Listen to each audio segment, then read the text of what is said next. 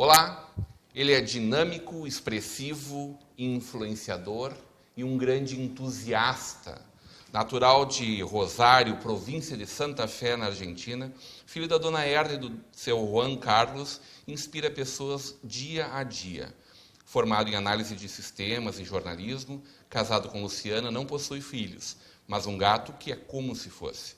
Diretor da Cada Vez Melhor Treinamentos e palestrante motivacional, ministra treinamentos nas áreas de gestão, liderança e vendas. Apaixonado por viagens, já esteve na China, Alemanha, Holanda, Bélgica, França e mais uma lista enorme de lugares. No auge dos seus 47 anos, planeja ser um dos 3 maiores palestrantes do Brasil.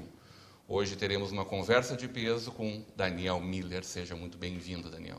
Muito obrigado pelo convite. Me sinto lisonjeado de estar aqui na tua presença. Eu tenho uma admiração particular por ti, Rodrigo, porque tu é um guerreiro, um lutador, procura fazer sempre o melhor. Esses dias foste premiado junto com a equipe da TV.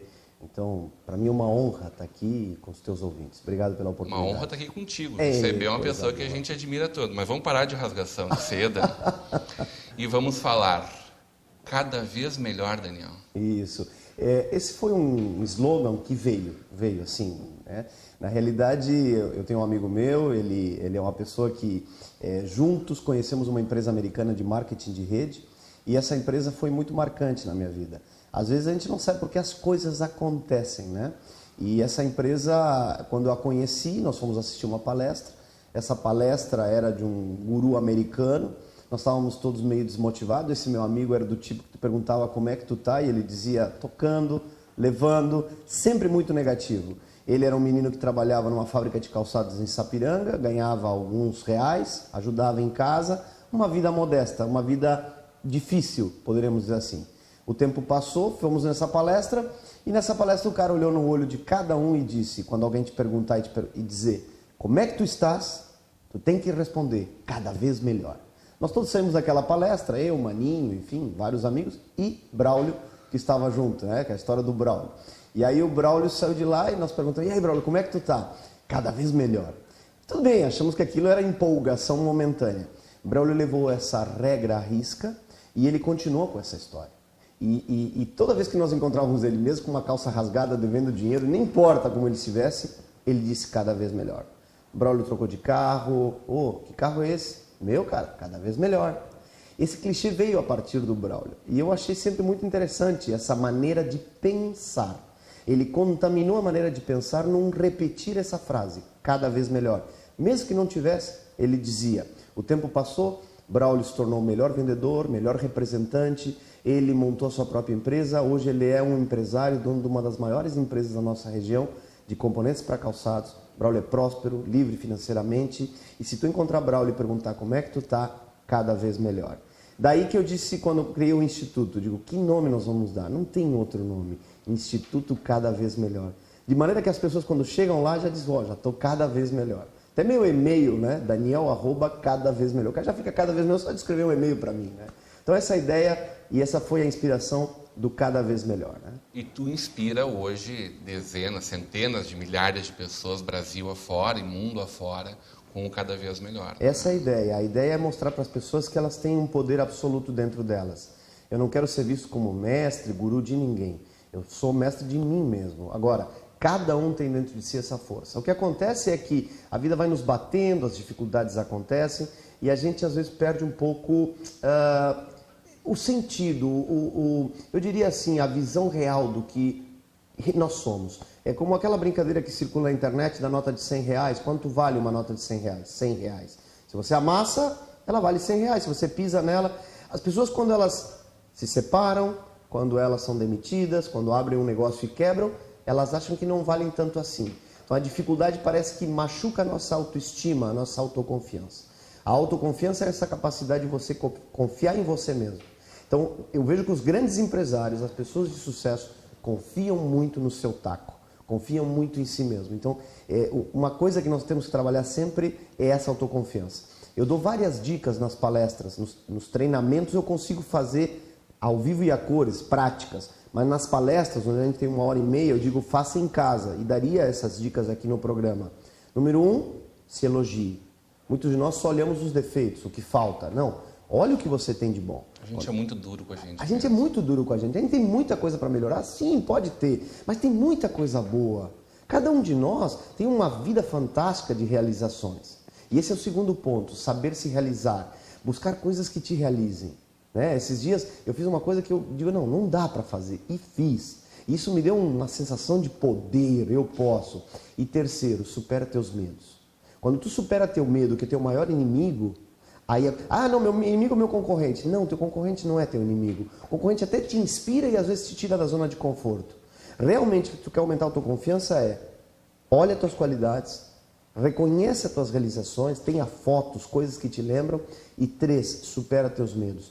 Constantemente a gente olhar a pessoa fantástica, o ser iluminado. Né? Você foi feito à imagem e semelhança de Deus. Deus é grandioso, é maravilhoso. Como que nós vamos ser pequenos? Então não importa o que te acontece, você é especial. Essa força está dentro de cada um de nós. Cada um de nós. Tem gente muito apagada, Daniel. Porque ainda não reconheceu.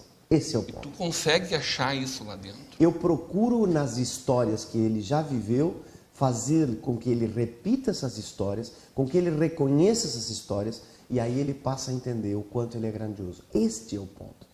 É que aí a gente se lembra do problema, da dificuldade, de que eu não consegui. A gente está focado no negativo. É como o líder que pede para fazer 10 coisas para alguém. Uma está errada, as outras 9 estão certas. O que o líder faz? Errou. Então, nosso olhar está muito voltado para o que está errado, para a crítica. Quem está fazendo diz, e as 9 certas que eu fiz, ninguém elogia.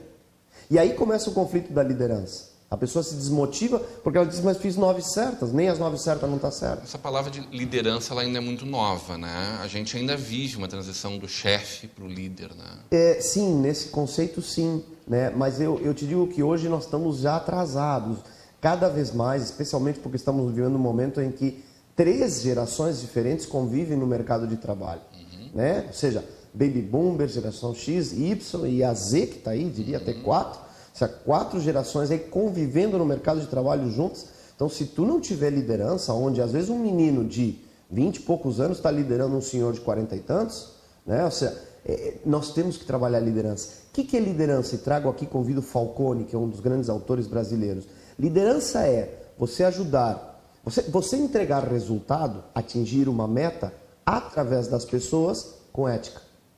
O que é isso? Não adianta eu entregar um resultado, não adianta o Filipão entrar em campo e querer fazer o jogo. Não, ele tem que fazer o seu time ganhar. E aí quando o time ganha, ele é reconhecido. E de maneira ética.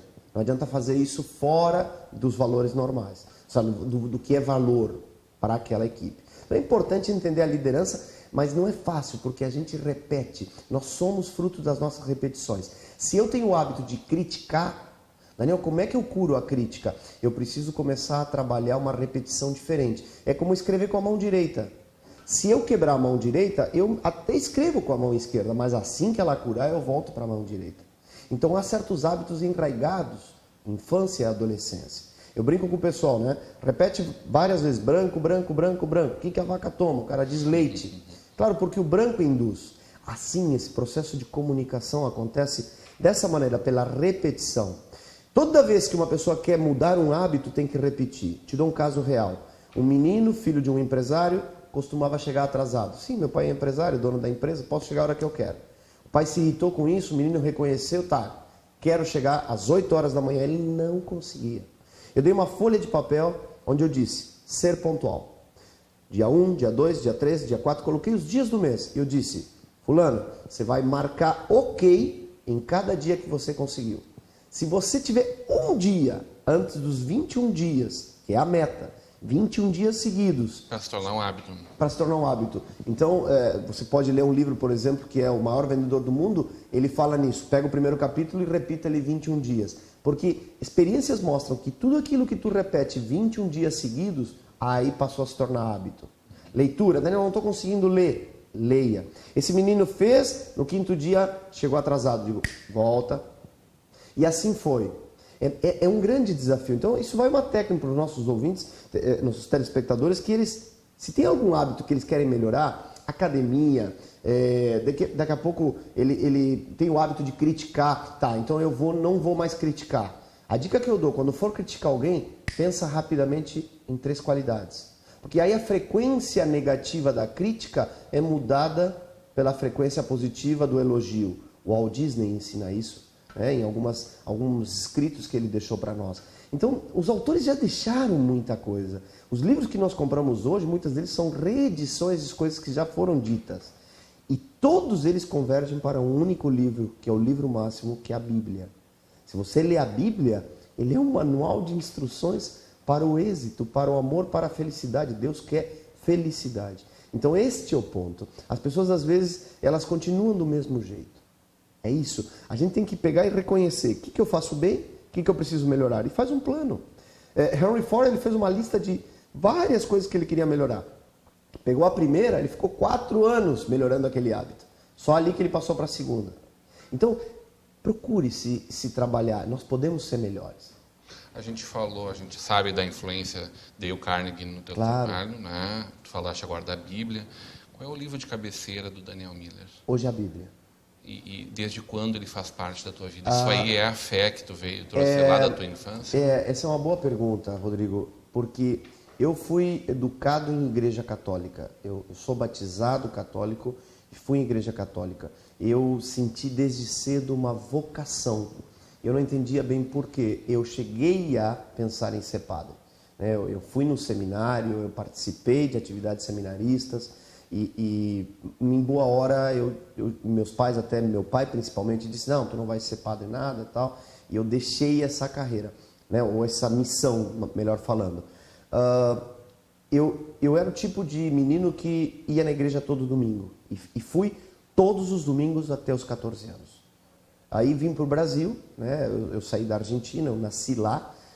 Eu vim para o Brasil e quando vim para o Brasil, eu que era católico, fui procurar uma igreja. Eu fui morar numa casa muito simples no bairro Primavera. Meus pais haviam se separado, vim morar na casa da minha avó. E ali no bairro Primavera o padre dava missa em latim. Foi aí que começou uma certa ruptura. Mas a culpa não é do padre. Eu passei a viver momentos difíceis e essa dificuldade fez com que eu brigasse com Deus. E hoje eu me envergonho disso. Mas foi o que aconteceu. O tempo passou, claro, passei a reconhecer sempre Deus na minha vida, sempre fui credor disso, mas me afastei da igreja. De um tempo para cá, e aí eu dou méritos a uma igreja que aqui está em Novo Hamburgo, que é a MBCV, é uma igreja que me convidou para ler a Bíblia, né, através do apóstolo Nelci, do pastor Luciano, até de um grande amigo que é o Everton Rosa, que é um cara que é muito espiritualizado. Eu comecei a ler a Bíblia novamente. E aí eu reencontrei a igreja através de um padre chamado Padre Delcio, que é divertido, que tem uma mensagem que me toca. Que lota a igreja. Lota a igreja. Então hoje eu sou uma pessoa que vou com a Bíblia embaixo do braço para a igreja católica. Quer me chamar de crente, quer me chamar do que quiser, não importa. Mas Deus hoje está na minha vida muito presente. E eu recomendaria que quem ainda não lê a Bíblia, não tem o hábito de ler, leia. Porque alguma palavra ali tem. No primeiro momento ler não faz sentido, mas aos poucos as portas vão se abrindo e aquela mensagem vai te dizendo algo muito maior, algo especial para você. Esse Miller é nosso aqui, gaúcho. A minha mãe, ela é natural de Montenegro, especialmente de Linha Dom Diogo, né? Meus avós são de Linha Dom Diogo, eles saíram de lá e vieram para Novo Hamburgo. Meu avô era dono de uma área de terra muito favorecida, hoje passa não lembro agora qual é, a RS ali, para Montenegro, e ele tinha ali onde que é hoje algumas terras da prefeitura e tal, ali era a área do meu avô. Eles venderam e vieram para Novo Hamburgo, compraram um hotel real, que até hoje existe, na Pedro Adams, e toda a família veio. No hotel, meu pai estava em São Leopoldo, ele havia sido roubado lá, e ele ficou brabo porque haviam roubado alguns objetos, e veio e disse, onde é que tem um hotel mais próximo? Só em Novo Hamburgo. E meu pai veio se hospedar em Novo Hamburgo, conheceu minha mãe, se apaixonou, voltou mais algumas outras vezes, e casou com a minha mãe na Argentina, né? Ou seja, os dois foram morar lá. De lá nasceu o Daniel, nasceu a Lorena, minha irmã, né? Eu tenho uma irmã maravilhosa, e nós moramos lá, eu particularmente, até os 14 anos. Ele é Schrauf, meu pai, e minha mãe é Miller.